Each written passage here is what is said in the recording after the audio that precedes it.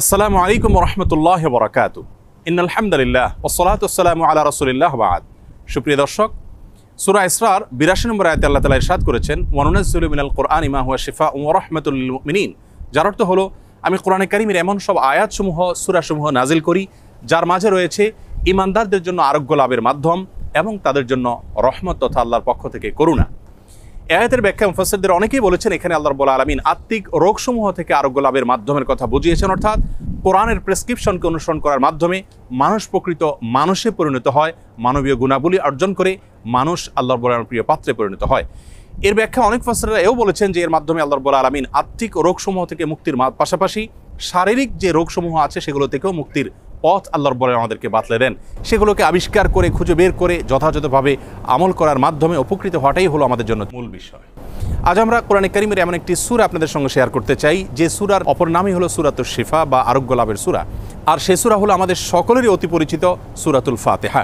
সহিহ বুখারীতে আবু সাঈদ খুদরি রাদিয়াল্লাহু আনহু থেকে একটি হাদিস বর্ণিত হয়েছে, যে হাদিসের মাধ্যমে বোঝা যায় যে সাহাবায়ে কেরাম সূরাতুল ফাতিহার মাধ্যমে চিকিৎসা গ্রহণ করেছেন এবং অলৌকিকভাবে, বিস্ময়করভাবে কঠিন এবং দুরারোগ্য সমস্যা থেকে তারা মুক্তি লাভ করেছেন। তখন নবী করিম সাল্লাল্লাহু আলাইহি সাল্লাম বিষয়টি জানতে পারার পর তাকে বলেছিলেন, ওমা ইউদরিকা আন্নাহা রুকিয়া, তুমি কিভাবে জানলে যে সূরা ফাতিহা এটি রুকিয়া বা সকল রোগ থেকে শেফার একটি মাধ্যম। এজন্য এই সূরা সম্পর্কে উলামায়ে কেরাম বলে থাকেন যে সূরা ফাতিহার মাধ্যমে যে কোনো রোগ বালাই থেকে, যে কোনো বিপদ আপদ থেকে, যে কোনো অসুখ বিসুখ থেকে মুক্তি লাভের মাধ্যম হিসাবে আমরা এটিকে ব্যবহার করতে পারি।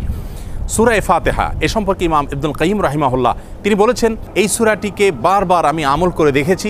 আমার জীবনে যখনই কঠিন কোনো ব্যথায় আমি আক্রান্ত হয়েছি, কাতর হয়েছি, তখনই এই সূরা পাঠ করে ফু দিয়ে সে ব্যথার জায়গাকে মুছেছি। আল্লাহ রাব্বুল আলামিন বিস্ময়করভাবে, অলৌকিকভাবে আমাকে সুস্থতা এবং আরোগ্য দান করেছেন।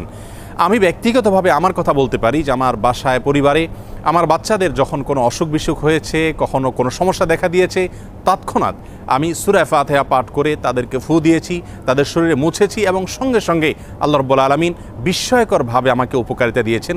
আর এরকম ঘটনা আমার জীবনে ২-৪ বার নয়, বরং অগণিতবার ঘটেছে। এজন্য সূরা ফাতিহা এটিকে যদি কেউ যথাযথভাবে আমল করতে পারেন, সে আস্থা এবং বিশ্বাস আল্লাহ তাআলার প্রতি থাকে, তাহলে সেক্ষেত্রে অবশ্যই এর মাধ্যমে যে কোনো দুরারোগ্য ব্যাধি থেকে পর্যন্ত আমরা আরোগ্য লাভের মাধ্যম হিসাবে এটিকে ব্যবহার করতে পারি। হাদিসে কুদসিতে আল্লাহ রাব্বুল আলামিন বলেছেন, আনা ইনদা যন্নি আবদি বি, বান্দা আমার প্রতি যেমন ধারণা করবে আমি তার প্রতি সেরূপ আচরণ করব। অতএব পরিপূর্ণ আস্থার সাথে, বিশ্বাসের সাথে যদি কেউ যে কোনো অসুখ বিসুখ থেকে, যে কোনো ব্যাধি থেকে মুক্তি লাভের জন্য সূরা ফাতিহাকে পাঠ করেন, সেটি পাঠ করে কোনো পানিতে, তেল ইত্যাদিতে ফু দিয়ে সেটি যদি ব্যবহার করেন, প্রয়োগ করেন, অথবা শরীরের কোনো জায়গায় অসুখ দেখা দিলে এটি পাঠ করে যদি ফু দেন সেই জায়গায় বা মোছেন, ইনশাআল্লাহ বিইذনিল্লাহ আল্লাহ তাআলা তাকে ওই রোগ থেকে মুক্তি নসিব করবেন। এবং এটি হাজারো লাখ উলামায়ে কেরাম এবং ঈমানদারদের পরীক্ষিত একটি আমল। আমরা এই আমলটি যে কেউ করতে পারি। আমরা অনেকে মনে করি এই সমস্ত সূরার মাধ্যমে আরোগ্য লাভের জন্য বোধহয় কোনো মুত্তাকি পরহেজগার মানুষ দিয়ে এগুলো পাঠ করাতে হয়। মূলত আমরা যে কোনো মুসলমানই এটিকে আমল করতে পারি এবং এর মাধ্যমে আরোগ্য লাভের চেষ্টা করতে পারি। আল্লাহ রাব্বুল আলামিন আমাদের সকলকে কোরআনে কারীমকে সব দিক থেকে আমাদের অনুকরণীয়, অনুসরণীয় গ্রন্থ হিসাবে গ্রহণ করার তৌফিক দান করুন। কোরআনে কারীমের সকল প্রেসক্রিপশনগুলো মেনে আমাদের জীবনকে আলোকিত করার তৌফিক দান করুন এবং কোরআন থেকে শেফা গ্রহণ করে আরোগ্য লাভ করে আল্লাহ তাআলার প্রতি আমাদের ঈমানকে আরও বৃদ্ধি করার তৌফিক দান করুন। আসসালামু আলাইকুম ওয়া রাহমাতুল্লাহি ওয়া বারাকাতুহু।